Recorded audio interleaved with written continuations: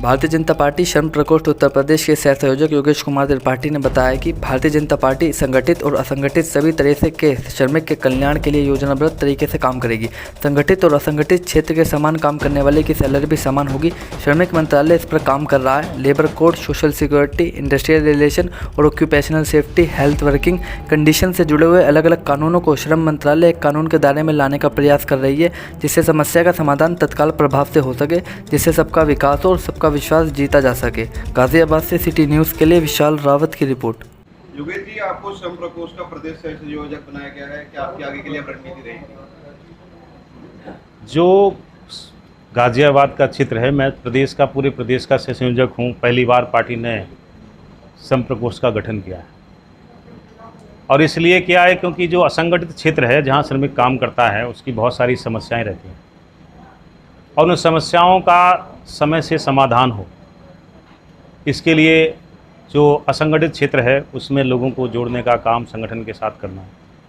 उनकी समस्याओं के समाधान के लिए सरकार के जो नीतियां हैं उनको बताना और उनका जो अधिकार है उनसे उनको अवगत कराना।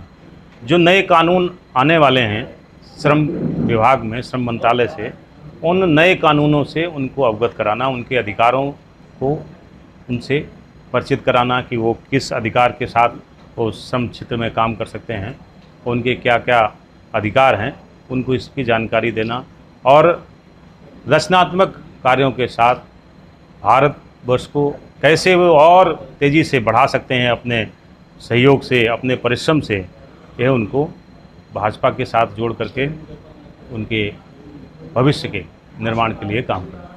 2022 में चुनाव है, तो आप किस तरीके से उस चुनाव को देखते हैं? 2022 का चुनाव भारतीय जनता पार्टी बड़े अंतर से जीतने वाली है, क्योंकि जो विपक्षी लोग हैं वो कहीं नहीं दिखाई दे रहे। तो भाजपा का एक जो नारा जो आपने 2017 में सुना होगा, 300 प्लस, वो मुझे लगता है इस बार 350 प्लस का नारा भारतीय जनता पार्टी पूरा करे और बड़े भारी अंतर से भाजपा फिर से उत्तर प्रदेश में अपनी सरकार बनाने वाली है 2022 में। विपक्ष लगातार महंगाई के मुद्दे को उठा रही है, क्या उससे आने वाले चुनाव पे फर्क पड़ेगा? महंगाई कोई विषय नहीं है।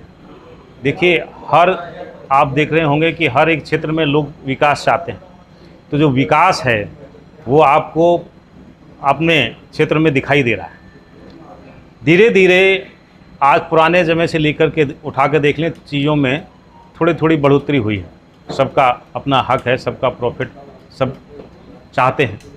तो अगर आज जो महंगाई है वो उस हिसाब से देखें तो महंगाई इतना बड़ा मुद्दा नहीं है सरकार के लिए, क्योंकि सरकार जनता से पैसा लेकर के जनता के लिए काम कर रही है, ये जनता को दिख रहा है। क्या आप मानते हैं कि 2022 में बीजेपी फिर सरकार बनाएगी? बिल्कुल बनाएगी सरकार। भारतीय जनता पार्टी की सरकार ही उत्तर प्रदेश में बनने वाली है। बाकी विपक्ष तो कहीं आपको दिखेगा ही नहीं, क्योंकि विपक्ष जनता के बीच ही नहीं है। इसलिए जनता उनको समर्थन करेगी, सहयोग करेगी जो उनके लिए काम करेगा, और भाजपा उनके लिए काम कर रही है। इसलिए भारतीय जनता पार्टी की सरकार 2022 में बनना तय है।